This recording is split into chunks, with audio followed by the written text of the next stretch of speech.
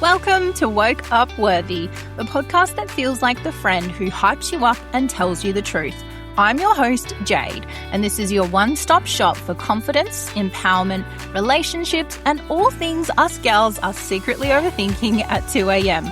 So grab your coffee, girl, get comfy, and let's yap our way into the most confident, worthy version of you. Because, babe, you didn't just wake up, you woke up worthy. Welcome to the beautiful Tess. How are you, my darling? I am so good, Jade. Thank you for catching up with me today. It's a pleasure to connect with you. Yeah, I'm so excited to have you on the pod today. I've known Tess for a little while now, and I've been looking at your Instagram and how beautifully your business has been going. And I think just your message and the idea of how you help women is so important, especially to the gals that are wanting to work on their self-worth. So for anyone that doesn't know you, you're happy to introduce yourself and tell them a little bit about what you do. Absolutely. Well, my name is Tess. I live on the Gold Coast in Australia, which is a beautiful part of the world. Beautiful. Life is full for me. So I have 5 boys. We have a blended bunch, my husband and I. So when we came together, he had 2, I had 2. We thought that's not chaos enough. Let's have another baby. And we had a 5th boy. Why not? So our boys range from 4 to 19. So life is very full. But it didn't always look like that. So, rewinding 10 years, I had one of the hardest chapters of my life. I navigated a very messy relationship breakdown. So that was the father of my first 2 boys, and I'm sure we will unpack this a little bit more, but it's what sent me into all the work I do today.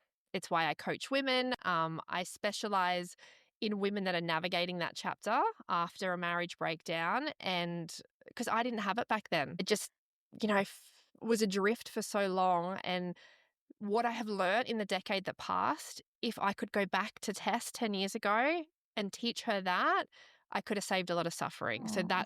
this is what I do today. Yeah, that's beautiful. And it's interesting you say that, right? Because I think as much as we hurt in those moments and in that past experience, like we wish we didn't have to hurt that much, but I'm sure you're going to tell us all about the beautiful lessons and the triumphs and everything that came from it, because it is so important. But like you said, back then, people just didn't really speak about it, or there wasn't directly like how to come out of a traumatic marriage, like type of support and coaches. So I'm glad that people have you in that space now. You must be really proud to support people. Yeah, I am so proud. And I think back then, I tried to do the things, like the right things that people told me I was supposed to do. I saw counselors, I saw psychologists, I went to the gym, right? I did this stuff that was very tangible. It was like a to-do list that I was Mm, checking off. But so much of it was like living in the chapter that had just closed. There wasn't a lot of focus on how do I grow through this? How do I look at this as though it's happening for me and not to me? And I think that mindset shift mm, is a huge one because yeah, I didn't need to relive the trauma more. I wasn't getting any yes. growth from that. I needed to use it 100%, but the models that were set up that I had access to weren't allowing me to do that. Yep.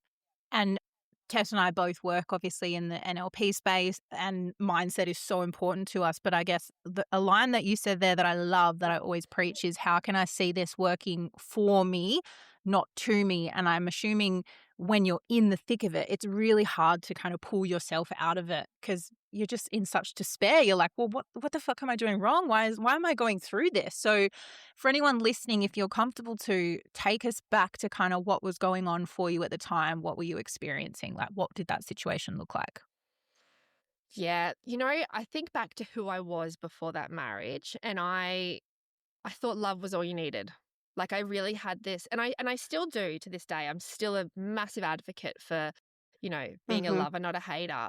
But there was something I'd never been taught to have to overcome adversity. I'd had a relatively safe life. I had a good family, good parents. I'd never really come up against anyone I needed to set boundaries around. And so when I went into that marriage, I knew early on that there were issues, right? So my ex, and I don't want this to be too much about his journey, right? He's still on a journey. Yep. And for a Yep. long time after that relationship broke down, I was in that space of he did this, he did this, he did this. It's not about that, right? But he's had a struggle for most of his life with alcoholism. Okay. And so when I was in that space, I was having to deal with situations that were unsafe, that were very stressful, that I couldn't control. And for a long time, whilst in it, if I just keep loving on him, I thought if I just keep loving on him, if I keep trying to help him and save him and show him the way, then we will get through this. And that was a massive learning curve for me, that you can't save someone that doesn't want to save themselves. And so, and I think as well that the universe gives us lessons to learn the stuff we haven't learned yet. And that was a Yeah. massive lesson for me, was that if I don't put myself first and love myself and save myself, no one is coming to do that for me. And so I was put in situation after situation after situation where I was just like, why is this happening to me? Until I finally developed the strength to go, enough. And that's when it all started to shift. Yeah, beautiful. You said something really interesting, which I've never actually thought about before, in terms of, if we grow up in this beautiful environment in childhood with our parents, like quite not a sheltered life, but a good quality life, right? We're not really faced with adversity or what is like trauma at a young age because we lived a great life, right? And then you go into your first experience older, like an adult. So you've already formed as a child beautiful beliefs about the world and about yourself, but then in adulthood, in your gut, you probably knew this is not normal behavior. I've never seen this before, right? Mm. So how did you, not being prepared for that in childhood, then navigate through it as an adult? And talk to us about kind of how you came out of that for yourself. What were you saying to yourself? What were you doing for yourself to get out of it specifically? Look, in the beginning, it was very much two steps forward, one step back. Mm. And like, this is why I would love to just go back to Tess of back then, because there's things that, as much as it had to happen for me to learn those lessons, I could have looked at it in a different way earlier, right? To learn them Yeah. quicker. And so, look, I lent on my family a lot. I had a lot of conversations with my dad back then. And, he was like me. He'd lived a pretty sheltered life. So we used to sit together and try to figure out, what's the psychology Oh. behind how he's showing up? Why is he doing this? Um, and then I think humans can only take so much, right? You get to a point Hmm. where I couldn't think my way out of it, Jade, like a day at a time, a week at a time. And I started this one question that really reframed it all for me was, if I stay, how is life going to look in 5 years from now? And if I leave, how could it possibly look instead? And because I couldn't think about how I was going to get out of it, that allowed me to go, well, yeah, it might be messy. It might be clumsy for a few weeks, months, years, but in 5 years, you can do a lot. And when I started to realize what my life was going to look like if I stayed, that was a certainty. I knew it was going to get worse. Yeah. But if I left, there was hope, there was opportunity. So that was the question I asked myself to break the pattern. And then it was slowly rebuilding myself from there, very slowly. Yeah. Yeah, that's powerful. And it's probably it's great. It sounds like you had a lot of support around you and there would have been that added pressure because you guys would have had one child at the time? Two? One, two? Yeah, too. Two. Yeah. So there's that added strength of not only thinking of yourself, but like your family dynamic. And I think where a lot of girls in traumatic relationship, especially if there's kids involved, is we're staying together for the kids. But what we're actually teaching them is this is okay to put up with. Mhm. This is an okay environment to be around. So it's like that added strength that you have to carry of, well, I feel like I'm doing the right thing by supporting my husband that I love, but maybe that's not the right decision. Maybe that's not a good thing, right? I need to shift the dial to maybe be a good example for my kids as well. Did any of those thoughts kind of come ahead for you? Honestly, that was the catalyst. Like, when I started to see them get older, when I left, my eldest was 6 and my youngest was 3. And my 6-year-old was getting to that point where I couldn't hide him from it anymore. He was starting to see stuff that I knew was going to have a flow on effect for him. And, as a mum, you're like, I can take a lot of stuff, but my kids aren't going to fucking take that. Like, let's draw a line there. Yeah. So Yeah. that's when that mama bear comes out. But interestingly, what you were saying before about living this really sheltered life, not sheltered, but beautiful life, right? Where Yeah. you didn't have to face a lot of adversity. It's interesting because through that experience, I can now look back and go, there actually were self limiting beliefs that I had carried from childhood that only got triggered when I was in that situation. And, Interesting. they're things like, I'm only lovable if I'm being loved.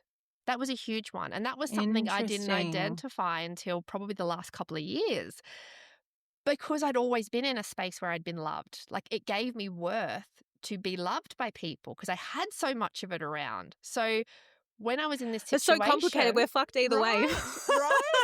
We're fucked in a good upbringing and a bad one. Oh my God.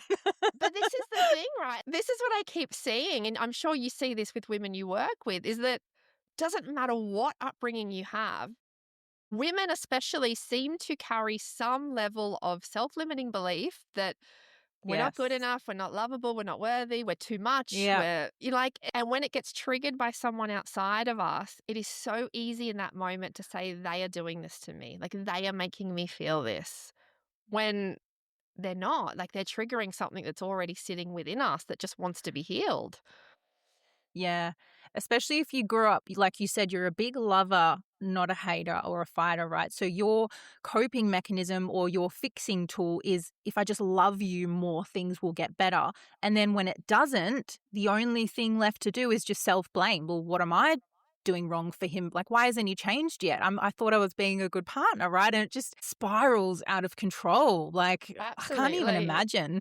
And if you've got no experience setting boundaries, if you've never had to, in that moment, it's really easy to go, okay, this isn't working.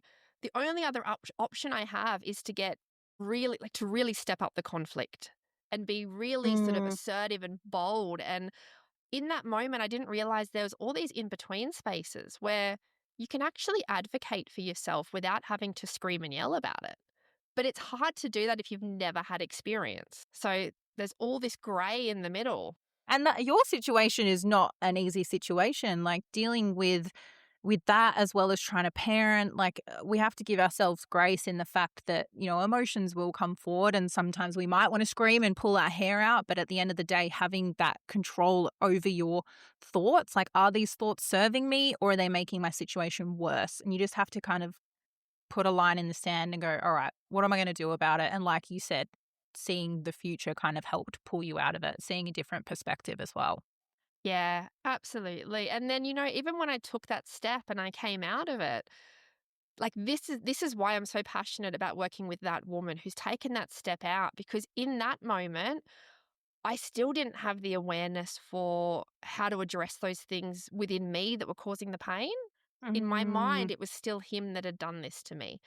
And so, because I didn't know what to do to feel the feels and move through them, I just tried to numb them, right? So I drank too much wine, I partied, I started dating before I should. I did stuff that didn't serve me. It actually kept me stuck for a lot longer.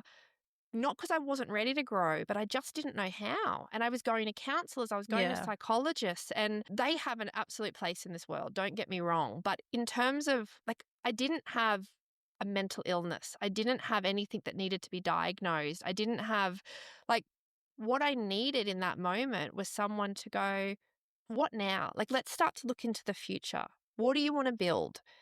Because I think by doing that, in that space when you're really unhappy, by just looking forward, you naturally bring up the things that are blocking your path anyway, as opposed to Yeah. just sitting in the past and kind of rehashing all the conflict and the pain.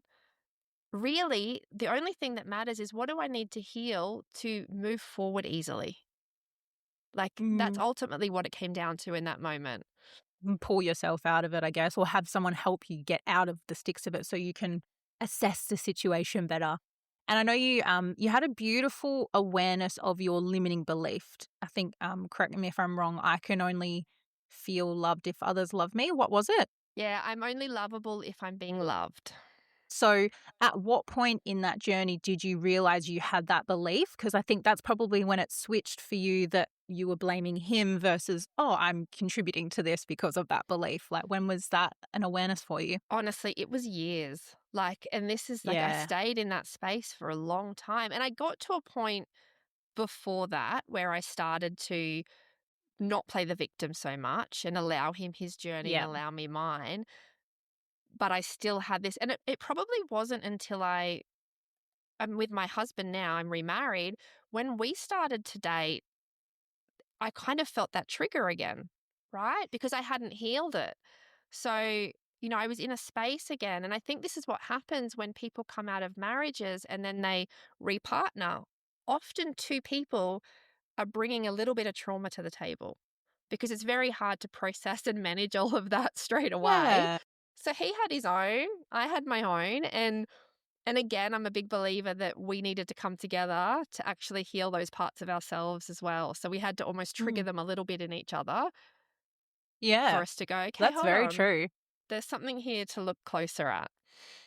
Yeah, and no one's going to be perfect. And sometimes it doesn't even need to be this huge traumatic thing. But we as humans, we're designed by picking up patterns, picking up behaviors and thought patterns and all of that. But we sometimes aren't even aware of it. So all that can happen or change is if you have a really supportive partner that's vulnerable and open to speak about their, I don't like the word faults, but how are they feeling restricted or held back? If you're open with each other, you can put it all out on the table and work through it together and become better together. Like you evolve. As long as you're open to say, yeah, I've got some shit. Here it is. Let's unpack it together and like be better together. That's probably the best way forward as well. Yeah, I love that. And I think, though, the first step before even that, which is where I was stuck, is actually being able to admit it, to look myself in the mirror Yes. and go, what are the things here that I need to be able to speak, that I need to be able to Yeah. move through? Because I think that, well, I know the pattern for me anyway. A lot of times in my life, I looked to somebody else to try to fix these things in me that I didn't understand, that I couldn't process. Mm, It's almost like that little girl that just wants mum and dad to come in and go, like, tell me what's wrong so I can move through this. And yeah. again, that's probably because I had a childhood where mum and dad were always there to catch me when I fell. I never really had to catch Oh. myself. Thanks, Yeah, mum. which is beautiful in itself, but yeah, how dare you be a great parent, like, Right? thanks, so selfish. I love that you're saying that though. Like, whatever experience we've had, there's something there to process. Yeah, I'm racking my brain because I'm Mm. with my partner and I'm gonna start trying for kids soon, and I'm like, I feel like I have it nailed at one point, and then I'm like, "Fuck, now I can't be, like, too supportive," and where's the line? Like, you can't There, create perfect human beings. well, you've got to give them something to work through, right? Yeah, I might dash some trauma in there just so they have some coping skills, I don't know. Um, That's amazing. I love that you were talking about the self-belief stuff though, because I think your situation is so unique in a way. Like you had a beautiful upbringing and then you were faced with this really challenging scenario. And I think it's beautiful that straight away you're not trying to go, it was all him, he was the issue, I was perfect. Because for someone like you, and I'm very similar, if not the same to you, that you just lead with love, you fix everything with love, right? And unfortunately, I think a lot of the times that comes with people pleasing and am I doing the right thing? Like, tell me if this is what you want to hear. How can I fix everything? And in doing that, it's never a priority to ask ourselves how we're feeling, to ask ourselves if this situation's good for us. Like in the movies, we always see the main character go, no, you're not good for me. See you later. And it's so easy. But in real life, we put ourselves last. We go through so much shit and we put up with so much stuff because we care about the other person, even though they're hurting us, right? yeah. How did you how did you go through all of that type of feelings? Do you know, I probably still feel it. Like, he's still not in a great space. Like, this is a decade on. Oh, And yeah. I mean, I think right now he's actually doing okay, but it's a up and down, right? And so again, it's like another opportunity to practice those boundaries where you're like, if Mm, loving someone and caring about them is hurting you, it's actually okay to say, I can't go into that space because yeah. caring about somebody should never hurt you. right? And I think this is the thing, that we Ooh. have permission to decide who we allow into our lives. And it doesn't have to be that we just put a wall up to the cruel, horrible, nasty ones. Sometimes we need to put a wall up to Mm, the ones that actually mean well, but just in them being whatever they're being is affecting us, then like we have to love ourselves more. And that's that's a so really tricky powerful. space to be. Yeah. Yeah, that's almost harder than leaving someone that treats you like shit. It's so much easier to leave someone that's cheated on you because you're like, you actually are a piece of shit, versus someone that's really struggling and you love them so much, but how do you put yourself first in a situation where the person you love is hurting, right? But that's what I mean. People get stuck in these cycles for so many years because they don't think that themselves matter. Like, you are Mm. just as important as the person you love that's hurting. And sometimes staying probably makes it worse, right? Absolutely. And, often like there are those beliefs underneath, right? That if I'm not being of service, those people pleasing, Yes. over giving tendencies that we have, which all stem from some kind of limiting belief underneath it all, that Yeah. if I pull away and stop trying to save this person, stop trying to pour love on them, and I actually set a wall up, then I'm letting them suffer on their own. And that's a reflection of me. Yeah. And so I think whatever it is we're struggling with, it's always a mirror of, what am I making this mean? Like, what is it that I think about myself if I do this action that's making this so hard? Yeah. What are you hoping to see change just by staying? Like, is anything actually going to change? I've Mm. tried being supportive for this long and nothing changed. So, what else is possible? What else can I And is do differently? and is it just that doing that gives you a sense of worth and a sense of purpose, Mm, right? Like, and I see that in a lot of women that I coach, that they really struggle to stop trying to aid and help and hold space for someone that they've actually called it a day mm, with, because if they do that, they think they're an asshole, right? If I leave him yes. while he's Yep. struggling, I'm an asshole. And it's like, Yes. The really? Are guilt you you? carry. Yeah. Yeah. Yeah. And how do you normally give advice for people that feel that? Because that's very natural for people that are nurturers or compassionate people. Like, now, okay, I've done the first step, which is acknowledging that I should probably put myself first. But what the fuck does that mean about me if I'm about to abandon my loved one? Like, how do you coach people through that?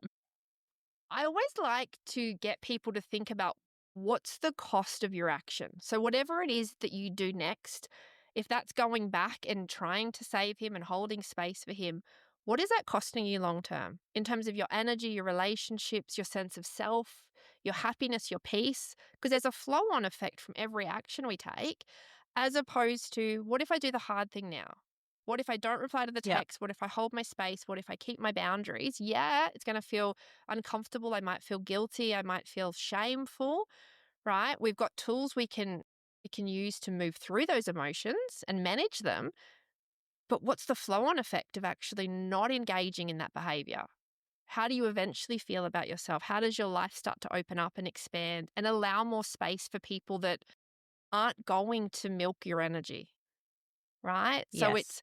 it's like that 5-year thing again, where I'm like, okay, if I stay or if I go, what do the next 5 years look like? It's thinking bigger than Yeah. right now, because right now is really hard to think your way out of when it's catastrophic. Yeah. And it's that balance between, okay, do you want to at the end of every day tick a box saying I'm still here supporting my partner and nothing else matters about yourself? Or the opposite side of that is, you know, you want to feel loved, you want to feel safe, you want to feel happy, you want to feel fulfilled. Like, there's two ends here. Which one do you want to go to bed at night saying you've done? Like, Mm. and leaving doesn't say that you're a bad person. It just means that you're currently not living the life you want to live and feeling the version of yourself that you want to feel. Like, you make that choice at the end of the day. And it is hard for people to abandon. I totally get it. But yeah, I love that you're helping people see the way forward, pulling them out of the sticks of it. Yeah, and I think that another big part is when we let some part of our life drop away, there's this fear Mhm. that it's going to be empty, right? Like, this takes up Yes. such a massive part of my life. I live in a house with them, they're there every day. As much as it's not great, there's conversations that are had, there's help that's been given for the kids, right? There's all that stuff. If I let that fall away, there's just going to be this big open space in my life. But then we Yeah. actually allow something better to come in because whilst there's no space, nothing else can come into it, right? Like we're at capacity at Yes. that point. Yes. And as much as I thought about this, where could I be in 5 years?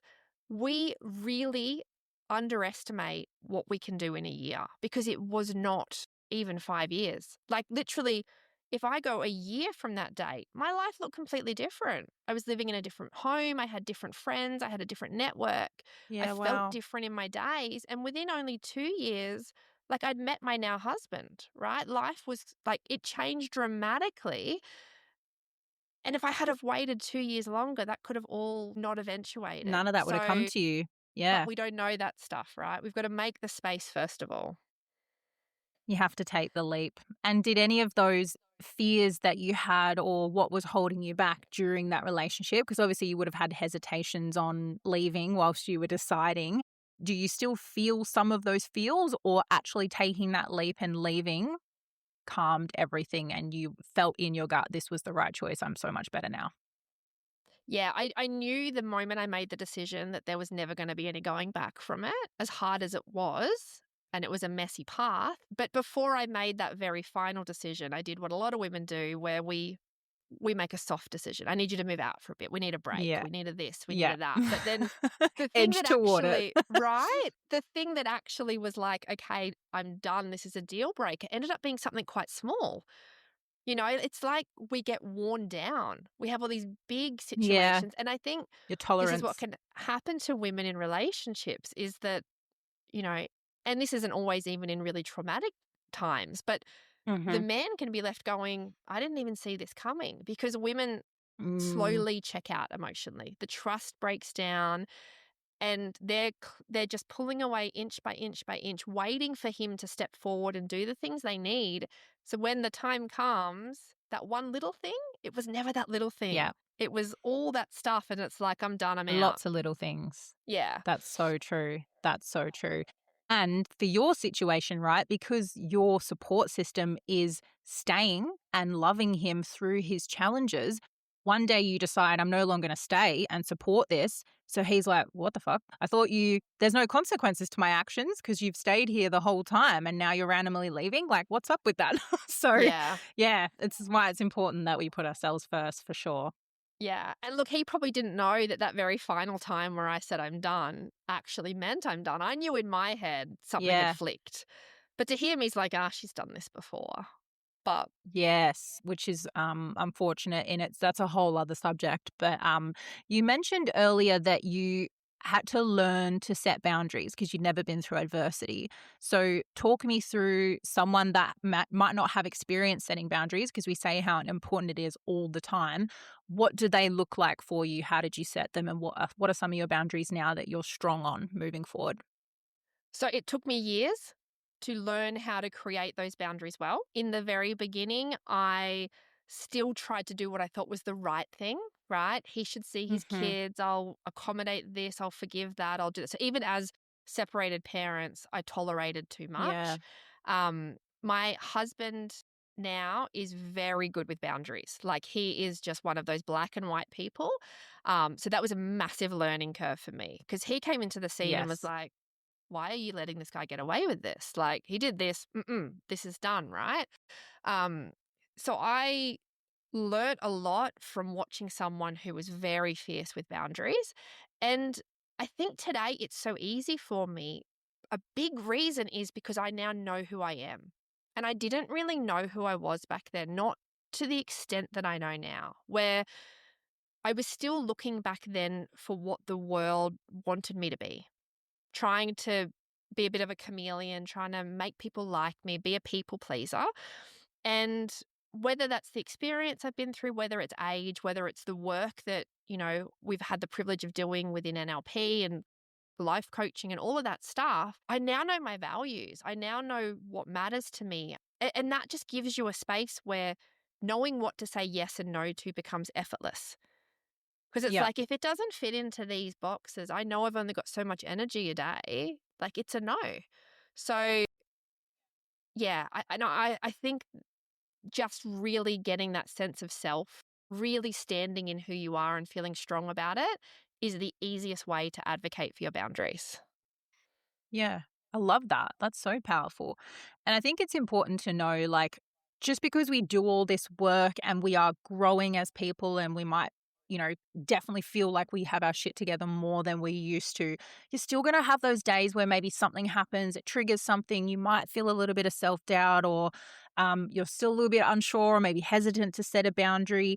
How do you manage things that stop you in your place, like a trigger or something that comes up for you? How do you manage it differently now than you used to with, we'll say, old, like younger Tess in those situations? I have something that is called my I am document, right? It's something I actually do with the women that I coach, and it's a document that it's me advocating for who I am. So when I feel as though I'm getting caught up or I'm unsure of my next move or I'm doubting myself, I will go back and I will read this. And I've read it so many times that it's become the narrative in my mind. So it's become the words that I naturally say to myself. And I think this is what is so powerful is that we can train ourselves to Mhm. believe whatever we want to believe about ourselves, but only once we first shine some awareness on what are we already thinking. When we start to think I'm too much, I'm not enough, I'm whatever, we can start to go, okay, let's choose again. How would you like to feel about yourself? I'm powerful, I'm strong, I'm capable of, greatness. I'm 2 feet in on everything I do, right? Like whatever it is. And you create that document and you anchor into that every single day, it sort of becomes that lifeline when doubt and fear and worry and questioning yourself comes in. You can go, nope, let's just drown the world out for a while. Who do I decide that I am? And let's get back in line Yes. with that. Yes. I feel so motivated. We need to do some workshops or something together. I'm like, Ah, yes, this woman I'm down gets with it. that. Let's go. Mm, mm. Yeah, I call that in my programs like your inner critic or your self-talk, right? And I always say, and we got this from Calvin obviously, was awareness precedes change. And until you're aware of how you're currently thinking or behaving or feeling, you can't change it. So once you acknowledge that, hey, I'm actually telling myself every day that I'm a piece of shit, or I'm telling myself that I'm not capable or worthy, change it, flip the Yeah. script. And like you said, you can rewrite, rewire everything. It's like writing your own little rule book or who am I every day. And like you said, you reference it every day. That has actually naturally now, through hard work, become your normal go to inner dialogue. Whereas Yeah. if you haven't done the work, your go to inner dialogue is self doubt and Mm, self criticism. Whereas if you work on it daily and build that neural pathway in your brain, yeah. it becomes your go-to is self-belief, and that's your power. Absolutely. And then you stop getting so reactive, right? When the world has an opinion on you because it doesn't hit. Someone tells you Yeah, that you're, ricochets. yeah, you're useless. You're not going to Yeah. be able to do that. You haven't got what it takes. You're like, I'll show you, mate. I'm strong. I'm Yeah, powerful. you're I like, can "I'm do sorry you whatever I feel that way." Yeah. "Who hurt you? Are you okay?" grab the popcorn, watch the show's about to Yeah. begin. Yes, that's what I always say. I'm like, there'll be a point in time where you do so much work on you that when people bully you or put you down, you feel sorry for them rather than taking what they say as face value. You're like, "Oh, Yeah. I don't agree, but are you okay? Like, would you Yeah. like some Yeah. help?" Do you want a So, hug? yeah. Yeah, you're like, "Here's my card." Yeah. Yeah. That's such a beautiful place to be in. What would you say you're most proud of that you've done for yourself after all of this? That's a good question.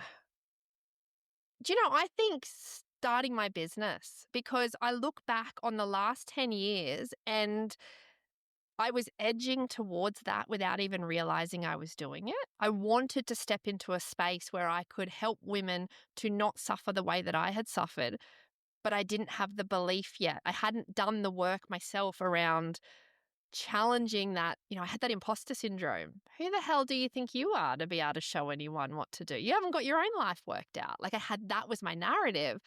And so I wrote books, I did blogs, I did a few podcasts, but then I would stop. Like I'd start something and then I would kind of pull back. Um, and I had a moment a little over a year ago where I said, okay, I'm going to get serious about this. Like what I want to do is step up and really help women step into their power, understand how strong they are, actually come through this better than they were before, right? More aligned, happier. What would need to happen in order for me to believe in myself to do this? And my Good answer question. was, I need to lean in to other people that are doing this. I need to build some accreditations that will help me build my belief. And that's when I found Calvin. And that all happened really in a beautiful, like synchronistic way. I reached out to a friend of mine who was a coach and I was like, I'm thinking about doing some work. I don't know what I should do. What have you done? She's like, I did NLP, right? And she talked to me about it. And I was like, this is fascinating. She did it with a different company. I happened to that night was on my emails and I was looking through my junk folder for something. You know, when you like do something and a code gets sent and it goes to the wrong one. And I was looking through my Yeah. junk and I was like, wild success. And it said something about NLP. And I was like, what is this? And I clicked on it. Stop And the universe. Here you obviously, go, girl. obviously I'd interacted like previously. And for this whole time, the emails were going to my junk folder. I opened one up. Wow. There was the NLP like certification starting like the next week. And I'm like, all right, let's do this, Wow. baby. Oh, And I it have all just shivers. shifted from there. So, You just have to be ready. That's exactly what you were talking about with if all of your doors and windows are closed and until you step out of that space and open them for new opportunities, like you were already in that space ready to receive support, mm, receive guidance, like just to be connected with like-minded people as well. And I feel like if you weren't in that space, somehow the universe would not have let you gone through your junk mail because you probably would have just deleted it or skimmed through it. So absolutely. divine timing. That's Absolutely. And amazing. it's always that thing within ourself, though, that needs to be tweaked, right? Like for me, it was just that belief. And even with all the work that I've been able to do with you guys and all the amazing coaches, so much of what I do today, I actually knew before I stepped into that space, but I didn't have the belief in myself to really teach Yeah, it. So I think people are so much more powerful and so much more capable of greatness than they give themselves credit for. But it's about doing that work and stepping into a space where you wholeheartedly believe that.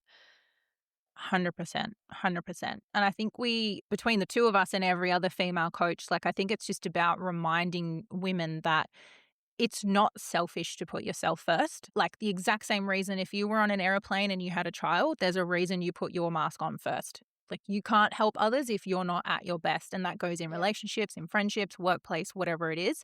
How can you, like, if you thrive on serving others and you thrive on loving and supporting others, just remind yourself that how can you do what you enjoy doing best if you don't feel aligned with yourself and Yeah. you don't feel your best?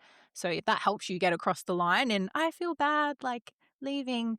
Well, you don't feel great. So how are you being a good support system anyway, right? And I think it comes even on the other side of it, Jade, where I speak to women who have left, right? They've done that hard step. And then they're in a space where they're like, okay, like I'll talk to them about my program, what I do. It's like, yeah, I'd love that, but I just need to get through this, this, and this first. And the this, and this is Mm, make sure the kids are okay and sort the legal processes and work out what's happening with finances and find somewhere to live and all this stuff. And it's like, it's a lot. I get it. I've been in that space. It is a lot to manage. But when you are trying to manage that from a place where you feel heavy and sad and broken and your belief in yourself is really low and you're angry and mm, you are not showing up as the best mum, as the best advocate for yourself. Like it actually, as much as taking on something else can feel big when you're overwhelmed, it actually yeah. calms the overwhelm because you start to get that awareness and Yes. that clarity so that doing the stuff that feels so big suddenly becomes easier. It's not another thing to do. It's something that makes the things you're doing not as hard. Yeah, because you're so overwhelmed in the position that you're in. A lot of people don't know this, but the part of your brain, when you're actually really emotional, your decision making part of your brain actually turns off.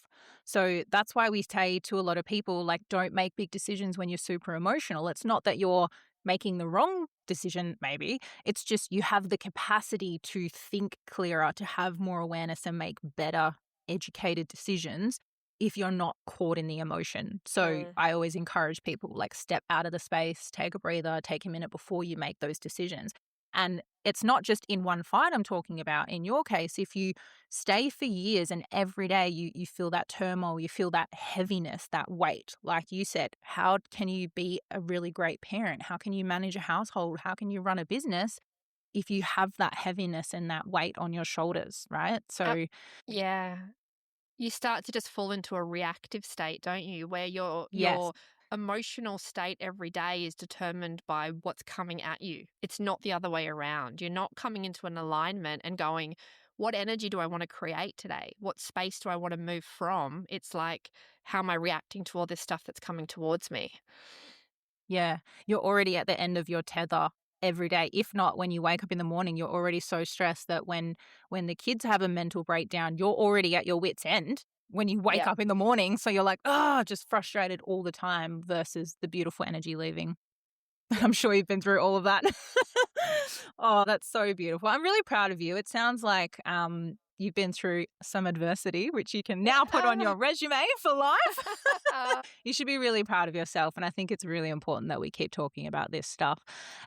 For the listeners, is there anything you want to leave them? I normally leave listeners with like a power question to think about, but you can either do that or you can leave them with some words of wisdom.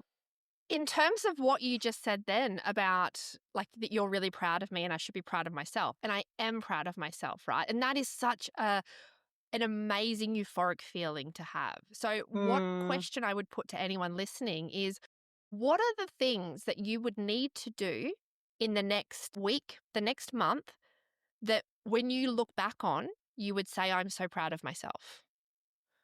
Ooh, that's huge. Because the And that next goes back to week, the forward next thinking. month, right? Yeah, it hasn't Mhm. happened yet. You get to decide how that pans out. So why not do it in a way that you're going to be proud of yourself? And that doesn't mean that it's going to work. That doesn't mean that whatever you try is necessarily going to, you know, go smoothly. But it's not about the outcome. I think it's about the intention. It's about the action, right? And what is I the love action that you that. go, I did it. I tried that thing. I made that move. I lent into that energy and I'm proud of myself for doing it. What is that? And then go Fuck do it. yeah. I love that. I'm gonna go write that down. That's amazing. All right, my love. Well, tell people where they can find you, where they can follow you, some inspiration. Plug yourself. Absolutely. Well, I'm on Instagram and Facebook, Tess Milton Coach. Come along, join in. My website is unearthher.com.au. So if you are navigating a relationship breakdown, you're going through a divorce, and this can be early on. Like I've got women I work with who are still in the same house as the partner that they've had to leave, like very early. And then I've got women who are, one woman I'm working with is 10 years post divorce and she Wow. just never did the work. And her It's message to never too late. everybody is, yeah, don't wait as long as I did, okay? Because she's felt like the last 10 years have almost been paused. So, yeah, if you go to the website, there's heaps of resources, lots of free stuff. You can read about my program. It's a 5-week program. I'm super passionate about it. And, women that go through the program and show up for themselves and do the work and are ready, they come Mm, out saying yeah. things like, I've fallen in love with myself. Like, I feel That's so beautiful. stronger than I have in my whole life. I'm excited about my future. Like, and that's in 5 weeks. And it's just because we're starting to do these little shifts, all this subconscious stuff it's like this little cap that's just, you've got all this potential underneath. There's just a few little things that are keeping it down. And once you start to, awareness precedes change. Once you start to have that awareness, you can start to reprogram and shift. And then life just gets fucking good from there. I love that. That's so Love to powerful. look at marriage breakdowns and divorce. This is probably a controversial thing to say, but I love to look at it as an opportunity of a lifetime because a lot of times women have spent their life being what they think the world wants them to be. Like, if I Mm, show up this way, I'm going to be a good preach. wife. If I do this, I'm going to be seen as a good mom. Like, if I keep him happy, then the family stays together and it's happy days. And then suddenly, when it falls apart, it's like, for the last however long, might have been decades, I haven't really been showing up in a way that's been 100% true to myself. It's been a little bit, what does I think he needs? What do I think the kids need? And it's fallen apart anyway. So what was the fucking point of Mhm. that? And that's Yeah. when you have this What good did that opportunity. do? You have this opportunity to go, okay, what does life that's in full alignment with who you are look like? And let's go out there and build that. Because some women don't ever get that opportunity. So if you're going through it and it feels hard and it feels sticky and you feel stuck, just look at it as something that you will one day be grateful that you went through, because it will turn you into something phenomenal. I always say that with my friends, like when one of us is going through a bad time, the thing that gets us through, we always look at each other and go, one day we're going to look back and laugh at this. That's the intention, that we are going to get through this, and it's not funny right now, but it will be later. So I love that. I'll Do you make make sure sure you take that moment where you do look back and laugh, Jade? I'm going to have to like video us in the moment so we can be like, ha. Remember how traumatic that was? Ha ha. No, it's great. I love it. I'll make sure I plug all of your stuff in the description. So if you do want to go check Tess out, which I highly recommend, maybe we'll do some stuff together in the future, because I just feel so inspired right now. Sounds I feel like wonderful. full I of would love that. sunshine. Love it. Thank you so much for your time today, my love. And hopefully we can speak to you soon. Pleasure. Thank you, everybody. Bye. Bye. Okay, gorgeous. That's a wrap on today's episode of Woke Up Worthy. If this spoke to you, don't forget to follow the pod, hit that bell, and drop a 5-star review so more gals can find this space too. If you're needing some extra support, confidence tools, and maybe some behind-the-scenes goodies, tap the link in the description to connect with me and join the community. Until next time, babe, don't forget, choose yourself, back yourself, and more importantly, remember, you woke up worthy.